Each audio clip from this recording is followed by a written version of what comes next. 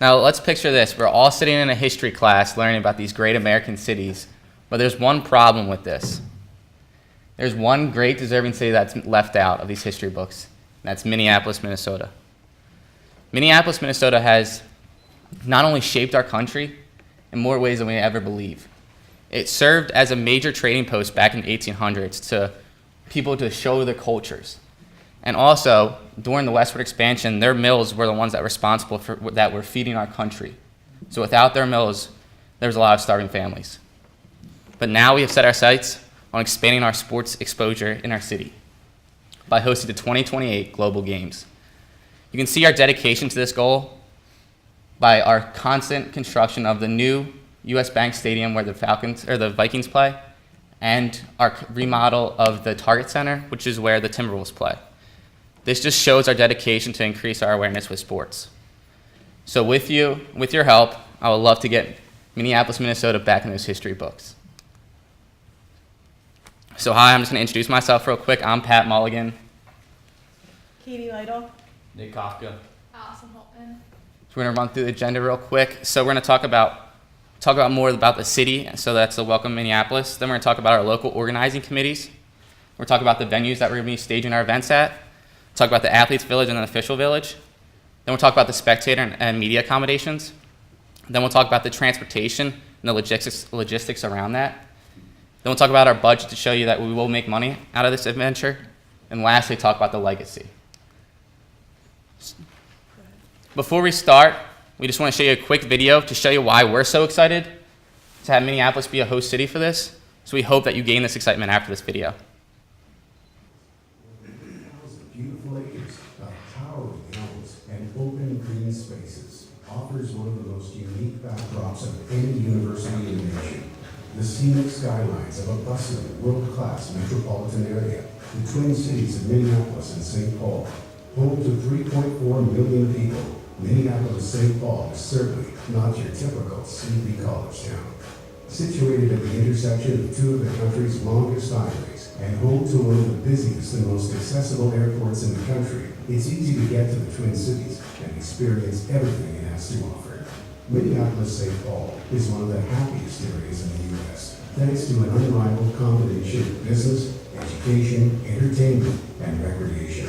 The Twin Cities nurtures an amazing family of global businesses. 19 Fortune 500 companies were born and continue to live in the Twin Cities, including huge employers United Health, Target, Best Buy, General Mills, U.S. Bank, and 3M. The country's largest privately owned company, Cargill, is also a product of the Twin Cities. In addition to some of the world's largest businesses, the Twin Cities is home to a thriving community of startup companies, hundreds in all, that embody the entrepreneurial spirit that built the strong Twin Cities business community. A vibrant, well-educated population fosters a diverse collection of entertainment options in the Twin Cities. Minneapolis-St. Paul is one of very few metropolitan areas to have a team in every major North American sports league and a Division I university. Minneapolis-St. Paul has hosted Final Fours, the Super Bowl, Stanley Cup Finals, and World Series games, as well as the MLB, NBA, and NHL All-Star games. The Twin Cities has a rich history of live music, which pours out of destinations in every neighborhood, including right here on campus. As the premier metro area in the 5-state region, Minneapolis-St. Paul is a popular destination for acts of all sizes. We have large arenas that attract national and worldwide tours, including our own TCF Bank Stadium, and more intimate settings like legendary First Avenue and the on-campus Varsity Theater. While live music is one of its cornerstones, entertainment in the Twin Cities caters to a variety of interests. The Twin Cities has a nationally recognized live theater scene, one which frequently features top Broadway productions, as well as award-winning locally produced shows. The Twin Cities host hundreds of festivals every year. These include massive outdoor concerts, art fairs that stretch for miles down city streets, nationally recognized film and theater festivals, some of the country's largest cultural celebrations, and of course, the Minnesota State Fair, known for serving almost any imaginable food on a stick. Nowhere in the United States can match Minneapolis-St. Paul for outdoor recreation. Getting out and staying active is a big part of life in the Twin Cities, and a major reason why it's regularly recognized as the healthiest metro area in the U.S., including recognition of Minneapolis as America's healthiest city in 2014. Minneapolis makes it easy to relax and enjoy a summer afternoon outdoors by providing more than 50 miles of dedicated bike trails, the nation's premier urban park system, and picturesque beaches along the many lakes within the city's limits. Even the simple things, like grabbing a bite to eat, are better in the Twin Cities than anywhere else in the country. Of course, one of the most popular destinations in the Twin Cities is the world-famous Mall of America, with an extensive roster of stores and restaurants, plus a giant indoor aquarium and the nation's largest indoor amusement park. With something for everybody, it's easy to see why Minneapolis-St. Paul is such an extraordinary place to live. With its gorgeous campus and globally recognized educational opportunities, nestled comfortably in the center of this incredible area, the University of Minnesota offers a one-of-a-kind collegiate experience that no other school in the nation can match.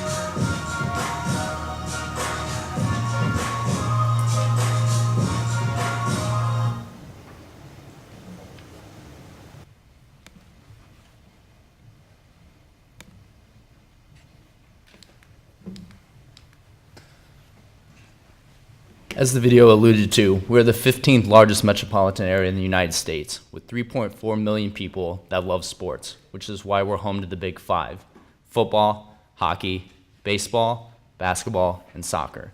And with sports comes venues, which is why in the last few years, we've spent over $1 billion improving existing infrastructure and adding new infrastructure like US Bank Stadium.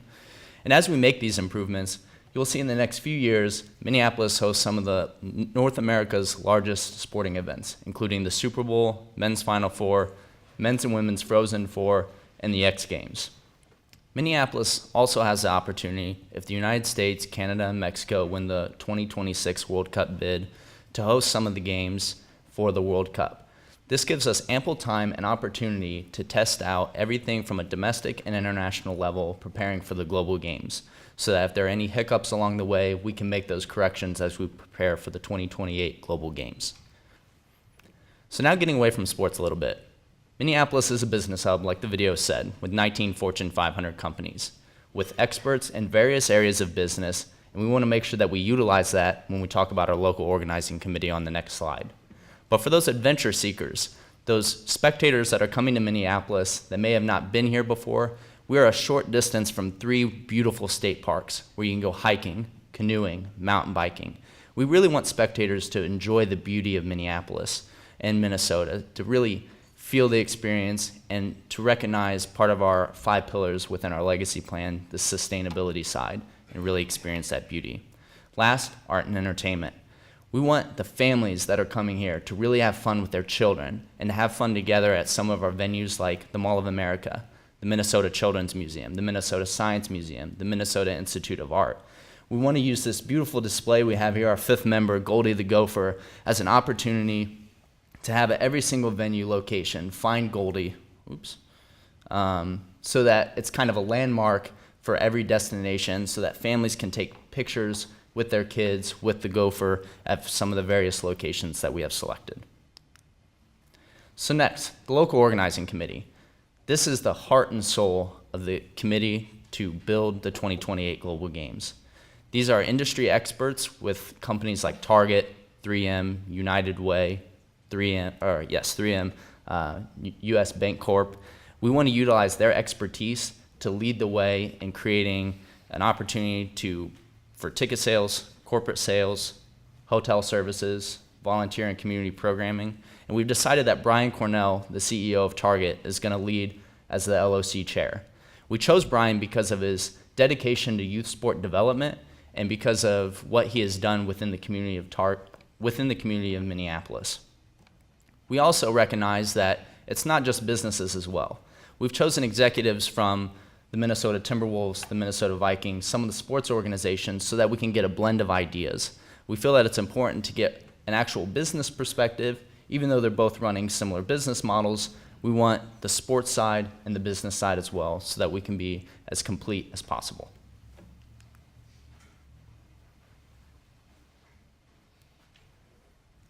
We've classified the venues that the local organizing committee will oversee during the global games into 3 groups based on location. University of Minnesota, downtown Minneapolis, and those outside the city. The majority of the venues will be at the University of Minnesota and downtown Minneapolis. On the maps, those are marked red and blue respectively. Over the next few slides, I'll outline where each event will be held, as well as highlight a few of the venues. The University of Minnesota has 4 venues hosting 10 events. TCF Bank Stadium will host men and women's athletics. Marucci Arena will be one site for men and women's ice hockey. Williams Arena will be home to men's and women's basketball. The Sports Pavilion, which is attached to Williams Arena, will host both men's and women's table tennis and weightlifting. The University of Minnesota is also home to the Athletes Village. This makes the training facilities, as well as sports medicine, accessible to athletes and limits their travel. Along with the events on campus, those held in downtown Minneapolis are just a few miles away. As you can see from this picture of campus, the skyline is there in the background. The main attraction at the University of Minnesota will be TCF Bank Stadium. Along with hosting athletics, this will be the site for the opening and closing ceremonies. We envision athletes marching from their dorms across campus into the stadiums, families and all the fans taking pictures with Goldie the Gopher, and also musical performances by iconic Minnesota artists such as Bob Dylan and even a holographic performance of the late Prince. Prior to the Global Games, we will add 30,000 seats to the far end of the stadium, closing the upper bowl. This will expand the seating capacity to 80,000. Also, prior to the games, we will build track and field facilities on the football field. We also want to highlight the facilities being funded through the Nothing Short of Greatness campaign. This is scheduled to be completed in 2018. This will add Student Academic Center, a new outdoor track and field, and performance centers for basketball and football. During the games, athletes will be able to walk from their rooms and use state-of-the-art strength and conditioning, practice, and sports medicine facilities. As well as these athletic facilities, the meeting room spaces and classrooms will be a great resource for the media. These renovations demonstrate the University of Minnesota's passion for athletics and how they will support athletes participating in the global games in their efforts to achieve greatness. The second group of venues is in downtown Minneapolis. This includes swimming at the Target Center, soccer at US Bank Stadium, judo and wrestling at the Minneapolis Convention Center, and the triathlon at the Lifetime Tri Minneapolis course. At the Target Center, a temporary swimming pool will be built on the court. The atmosphere at this event will be enhanced by the technology, keeping fans close to the action. Along with the recently renovated video board pictured, there were 4 HD boards added to each corner of the stadium.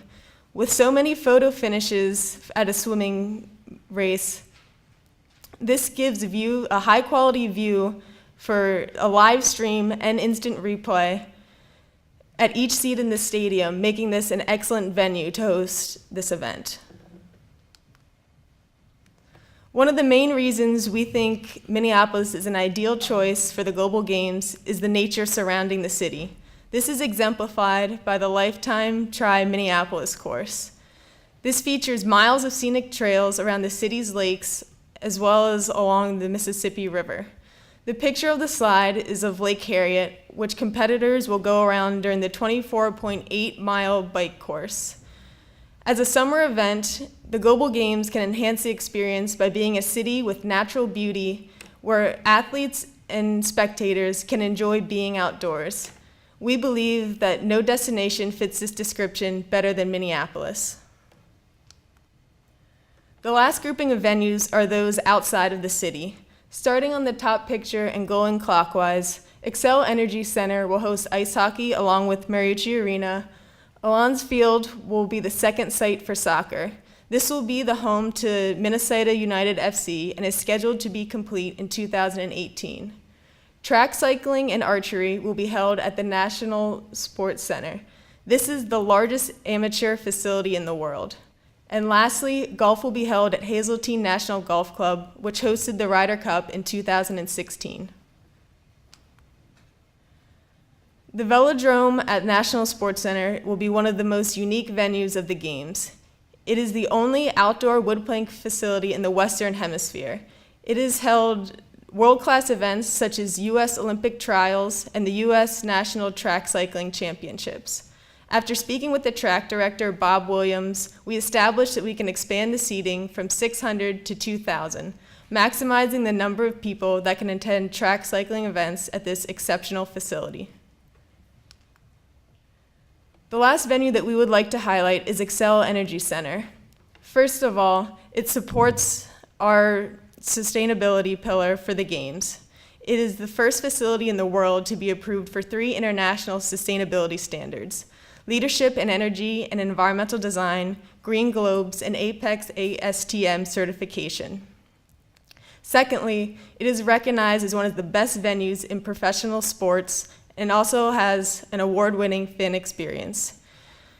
Because the state of Minnesota loves ice hockey, we imagine the atmosphere will be great for both the athletes and those in attendance.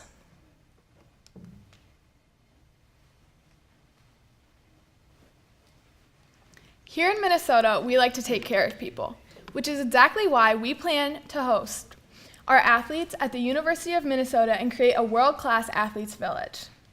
We want to give these athletes the U.S. college experience. When people think of U.S. intercollegiate sports, they think of the passionate fans, the intense rivalries, and the fun mascots like my friend Goldie here. We want to have our athletes living in the dorms, eating at the dining halls, with many of them even competing right on campus. The University of Minnesota has 9 state-of-the-art dorms and 7 beautiful apartment complexes that help to host 50,000 students annually, meaning there is plenty of room for our 10,000 athlete takeover. These athletes will get the luxury of being right in the center of the Games, with 10 out of the 13 venues less than 10 miles from the University of Minnesota. The athletes will also get to experience top-notch dining at all of the cafeterias on campus, which will be hosting a variety of global cuisines to make every athlete feel at home. Having dishes from around the world is just one way we plan to celebrate diversity at the Global Games. Having the Athletes Village at the University of Minnesota is not only affordable, but is also green. By reusing an already existing living community, we will not have to build new facilities to host the athletes. And at only $105 a day, it is a very affordable living site. We plan to host the athletes coming to work the Global Games at the University of St. Thomas. While St. Thomas currently only has about 2,600 beds, they have just begun a 10-year master plan, which is going to add around 1,000 beds, meaning there will be plenty of room for the 2,500 officials coming to work the Games. The officials will also get the benefit of world-class cuisine at the dining facilities at the University of St. Thomas, which will not only mean they are well-fed, but will build a sense of community among them. Having the officials stay at the University of St. Thomas is both convenient and affordable. Being less than 5 miles away from the University of Minnesota, they will be able to get to all of the venues very easily, and at only $93 a day, it is another affordable living site.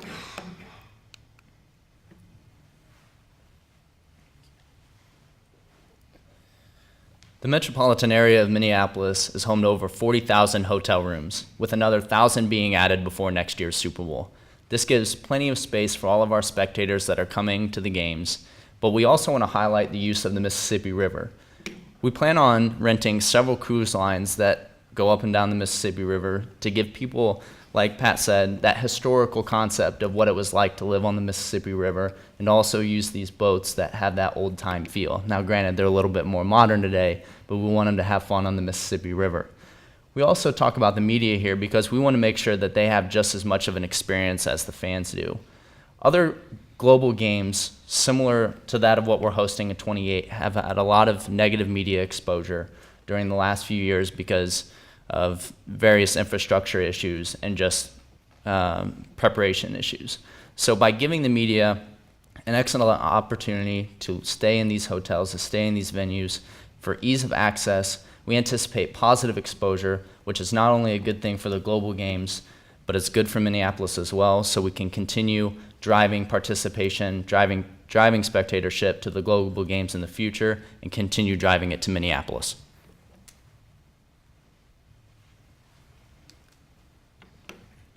We want to make sure everyone can get to and from Minneapolis very easily, which is why the Minneapolis-St. Paul Airport will be the main airport for spectators, athletes, and officials to fly into. This airport currently serves 155 markets and sees 100,000 travelers a day, meaning it has plenty of capacity for a large event like the Global Games. We will also have the secondary smaller airport to help support and be a great option for those staying in the Twin Cities. Once you get to the Twin Cities, we would like you to be able to get around in a breeze, which is why the city will be temporarily putting in HOV lanes to allow athletes and officials to get where they're going very quickly and efficiently. If you're a spectator looking to get around the city, we also have our light rail system, which is a train that travels every 5 minutes during the day, 10 minutes during the evening, and every 30 to 60 minutes at night, and will take you to downtown, the University of Minnesota, as well as the Mall America. Another great option is our bus system, which has 123 interconnected routes and runs from 5 a.m. to 1 a.m. 7 days a week. Both of these are accessible by purchasing a global pass, which costs $22 per week, or about $3 a day. If public transit isn't quite your thing, the city of Minneapolis also has around 800 taxis, as well as Ubers and Lyfts. So the city will truly be our spectators' oyster.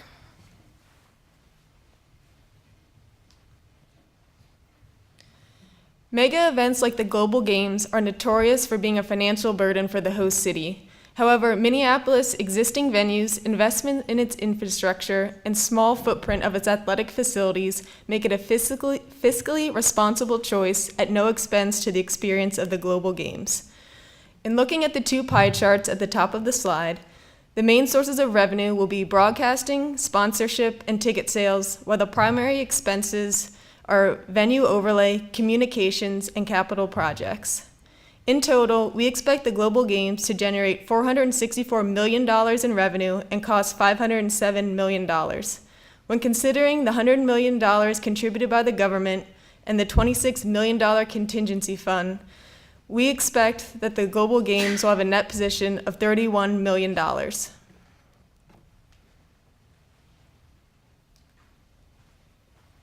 When talking about the legacy of these games, you're going to look at these games in the similar light that we look at the 1996 Olympics in Atlanta, how it only strengthened that sporting infrastructure, and it's going to strengthen our sporting infrastructure. Because we are going to use pre-existing facilities, we're also going to make this the most profitable location for these games. We're also able to use our lovely natural resources as a perfect backdrop for all these games. Due to our city's very diverse history, we also are confident that we're able to provide a very safe and welcoming environment for the athletes to compete in and also better themselves as individuals. Lastly, when it comes to our green initiative, we're going to be able to minimize the effect that these games have on our local communities by recycling them, and we have a very comprehensive plan that's further detailed into our packet. And also, we're not forgetting about the at-risk youth in our area, that we also have educational initiatives to help them use sport as a vehicle to better their lives. So with your help, I say we go make history. Thank you.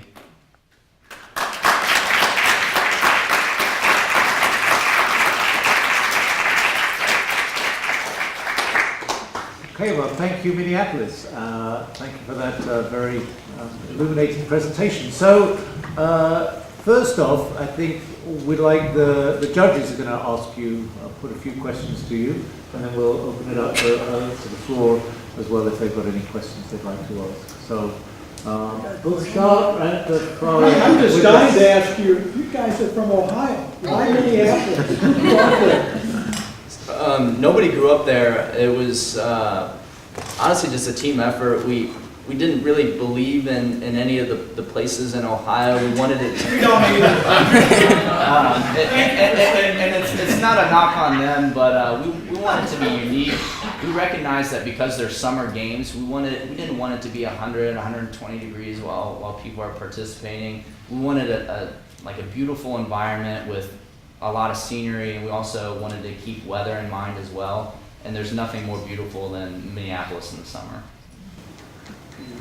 Just to add to that, I think all of the events that they're hosting the next couple of years, they're already building up the infrastructure that would help us put this on this game's a great experience at a very efficient cost.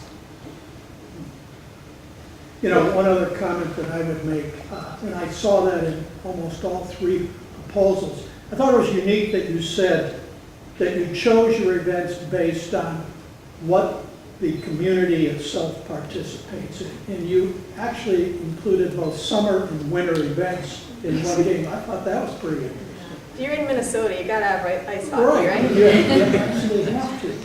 But on the other side, I've been involved in 2 Olympic bids, and I've been through it. And when you look at what sports you're going to include, now the Olympic agenda is set, but if you're going to look at my sport, sailing, versus Jeff's track and field, how many people are going to watch sailing on television versus him run the hurdles, right? He'll get 100 million people, I'll get 0. Well, I get 0 because it doesn't pay to even broadcast sailing. And I looked at some of your events, as I did in some of the other proposals also, and they had events that I thought were non-starters for media, which would drive your media rights negotiations that you could do with ESPN or NBC. Fox. Yeah. So I've got a couple of questions. First, I agree with Bill. When I looked at the events, actually looking at how we did London, how Rio was constructed, combining both the summer and winter games, I thought that was a neat perspective. So kudos to that. One of the questions I had among the 2 or 3 is kind of alluding to what Bill was talking about. Do you see this more as a TV media event, or do you feel that this event is more for the local community? I think it's a good opportunity for both because it is an international spectacle. We want to give everybody the opportunity to really showcase their skills and ability, but the community was really important in driving this decision, and I think a lot of it has to go into the business hub and what they give back to the community, and we kind of want to encapsulate both as a media opportunity and to showcase Minneapolis, because like Pat alluded to in his opening introduction, nobody really thinks about Minneapolis, but they are more than capable of hosting the games, so why not showcase it for future endeavors? 2 other questions. I had never heard this in any of the work I've done with USA Track and Field or the other MPBs. Is how do you plan on building a temporary swimming pool on the basketball court? How is that? So in doing this was actually done at the U.S. Olympic trials in Omaha. Creighton basketball court held a pool, and our thought behind it was kind of 2 things. One, for the budget, since we needed 15,000 as the requirement for this, the seating capacity of the venue, we didn't want to have to build that large of a venue to hold a swimming pool. And so 1, budget, and then 2, taking that pool and then donating it to a community to kind of build youth participation. Swimming isn't probably one of the most popular sports in Minnesota, so having a whole venue dedicated to that, the use after the games, who knows how much that would be able to be used. Have you guys thought about using the University of Minnesota's swimming facilities if they have those? They do. They have excellent facilities, actually, but they can't hold enough people. The seating is far too small, unfortunately. And my last question is, what concerns or considerations have you given to security for the athletes, the spectators, and the officials involved? So of course, obviously having that many important people in one place is always a security concern. You know, having that many athletes all in a central location could be very dangerous potentially, but it can also be very safe. So when you have all those athletes in one place, it's much easier to protect all of them. So obviously we would have security personnel at each building as well as around campus. And of course at the venues as well, there would be a maximum amount of security to ensure that the spectators as well as the officials and the athletes are safe. Very well done. I have two comments to start just about the overall presentation. I like the touch of the video. For those of us that are not necessarily familiar with Minnesota, I did not know it had all of those things to offer, so thank you. And I like that you guys had a handout and you didn't just read off a presentation, and so I really liked that. My questions, actually, it's interesting they were focused on the actual sports. I was focused more on the venues. When you were talking about the athletes' village and you're using existing structures, were you planning on upgrading those, or just you know, when you put your cost of, I think it was $100 per athlete and $91 per official, are you upgrading those, or they were going to be as is? So the University of Minnesota already has very state-of-the-art facilities, and of course 10 years from now they could be aged, but being a top-tier, you know, big university, they themselves put a lot of money into their infrastructure and everything already. So our plan would mostly be just to use their infrastructure. Of course, if we were to run into a situation where we needed to put money into it, we would, but our plan would mostly be to go off of what they have. Okay. And then transportation and getting around, you know, you laid out what the options were. Do you have a plan for working with the city to, I don't want to say create special routes, but you know, if the buses are running every 5 minutes, 10 minutes during the day, you know, 20 minutes at night, like, is there a plan in place to maximize that for efficiency with the influx of all those people? Yes, of course. So we actually will be running shuttles to the events that are further away. So, you know, like the golf is outside of the city and the other events outside of the city, we will be having shuttles to help people get there, just because that would be a lot of outflow of traffic and then even more inflow in afterwards. And we will also be running the University of Minnesota's game day football shuttle. So that runs typically around campus on game days, but we would have that run throughout the games to help spectators that may be on campus, and I suppose even athletes potentially, but more so focused on spectators, to get to all the different venues and just really create an efficient traffic flow. Okay. I've got another comment. When you began your presentation, you mentioned potential members of your host committee, and it sounded like all captains of industry. Mm-hmm. I can tell you, if you don't include all segments of a community in an organizing event, you're doomed for political failure. We can take a look at, I was involved in actually signing the bid on behalf of the U.S. for the city of New York, myself, the mayor of New York, Mike Bloomberg at the time. That went down for political infighting in New York. You saw recently that Boston dropped out of competition to host an up-and-coming Olympic Games, internal fighting and disagreement. So in any of these bids, you have to include all segments of the community and get buy-in. Not only, yeah, let's go do it, but they've got to put financial backing behind it, because Pan Am Games, U.S. Olympic Games, FIFA, they all want to see guarantees from government that, yeah, you can host the games. And again, what I really liked about all three proposals, you all mentioned the sustainability and not creating white elephants at all. You can't have those in these games today, or the global games are probably doomed because they just can't afford it. I was president of Olympics when we did the Pan Am Games down in the Dominican Republic, and half of those facilities today are growing weeds. It's just wrong. And so even the IOC has recognized that. And that's one reason the next two cities are going to be Paris and LA. They can do it. The only games in the world that have ever really shown a profit is the 84 games in LA. And then when all of you did have positive surplus bottom lines, which any projection is obviously going to show. we know that. But one of the questions then that you might think of, okay, what would you do with that surplus? And what did LA do with that surplus? And how was it decided in advance that if there is a surplus, how is it going to be divided? What we did in this country in the '84 games, the surplus was divided into two buckets. One bucket stayed with LA to develop local youth sports, and the other bucket went into the Olympic bucket and was distributed to all 46 of our Olympic sports equally. But really well done. Thank you. Yeah, so I have some questions as well. So firstly, really well done. I thought it was a great presentation. One of the things that struck me at the beginning, you had these lovely views of Minneapolis in the summer and the water, the lakes, and the parks, which looked just fabulous.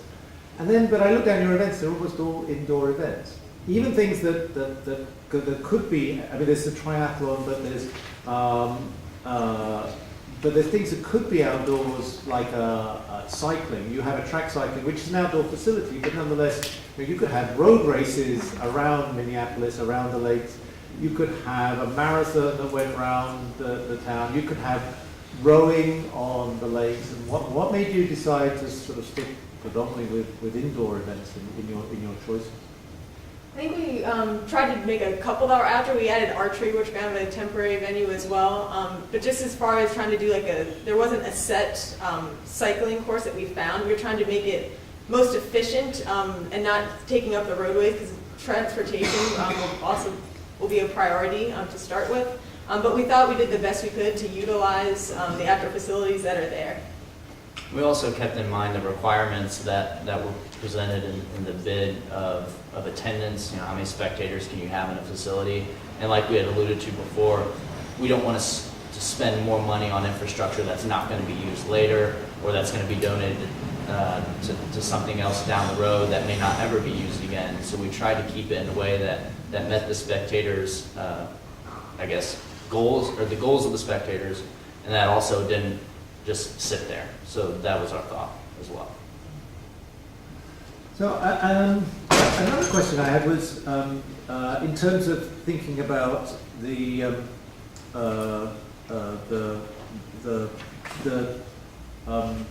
hosting it in this city.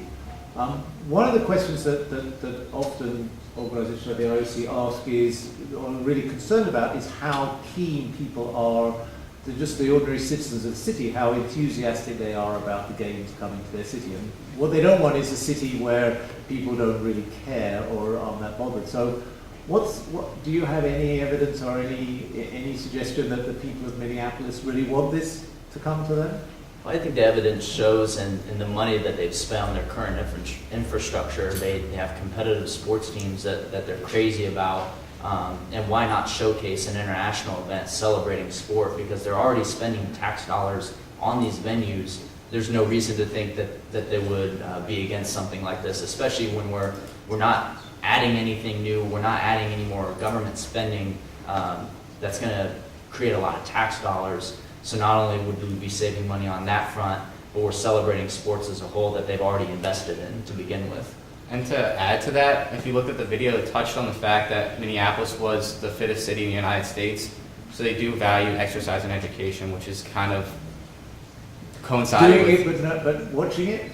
Well, I'm sure if they do it, they're going to enjoy watching it for the most part. Yeah. And to add on to that, It's a great question. It's a great issue. I think. They're one of the 10 U.S. cities that have all 5 professional sports teams, and their convention and visitor bureaus reports that the #1 reason that people visit Minneapolis is for sports, either professional or amateur. So it's a culture of the city, and I think they'd be happy to share that with the world. And another question about, again, related to this, about people coming to watch the events. Did you think about ticket prices?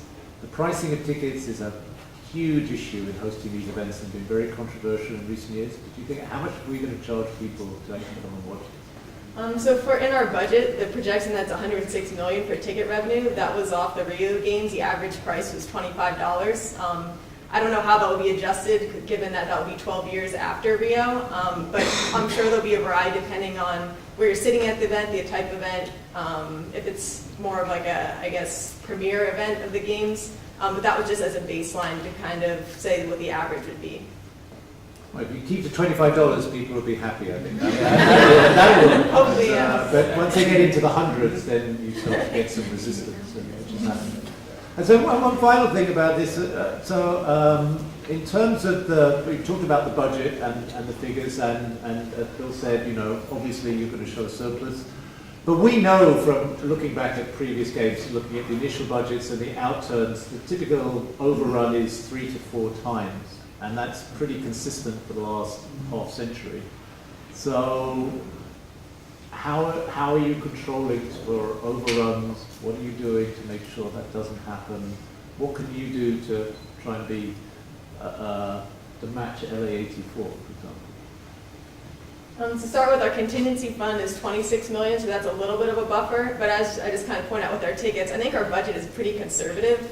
So that means expenses are probably where they are, should be at a little higher, and all the revenues I think are probably on the low end. So even with that, the contingency fund and how we outlined our budget, I think it's pretty realistic for what the outcomes of the games will be.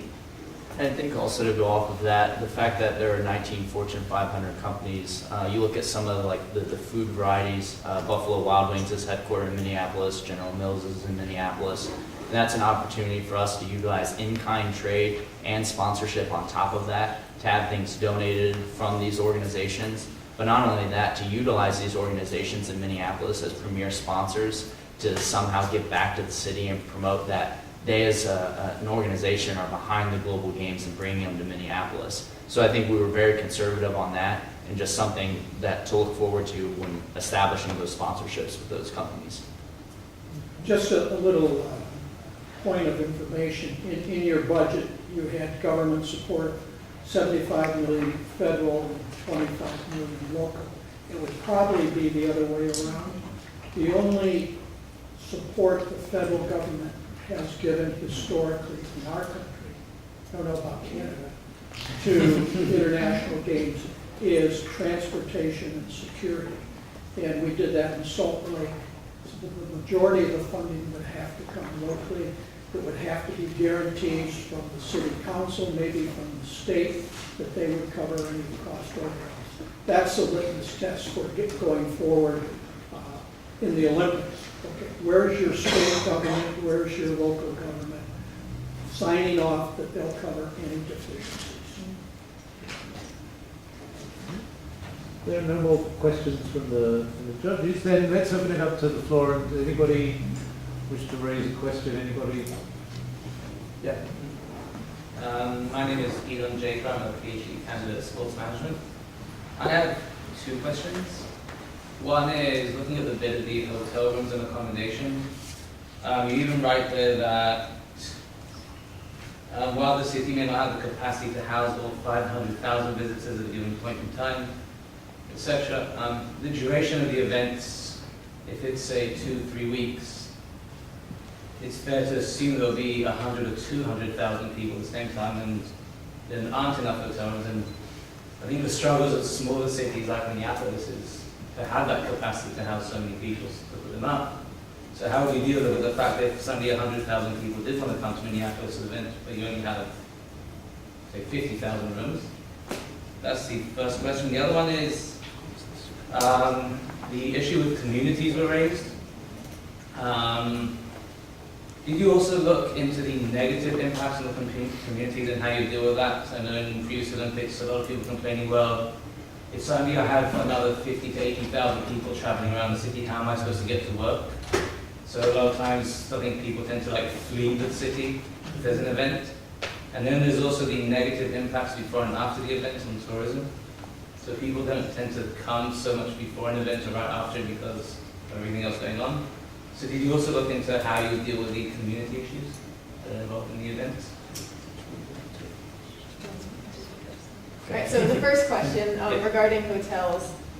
So it's a 2-week game, and you have 500,000 people there. And as you said, we have about 50,000 hotel rooms. And with the major events coming, the city's already investing to build up the capacity to host for those events. But we're assuming that at any point in time, they're about 100,000 to 200,000, as you stated, and that our city would be able to cover that. And the hotels in the bid are focused around the Twin Cities, but outside of the city. So Blaine, where the National Sports Center is, will have a lot of facilities, and that was not included in our bid.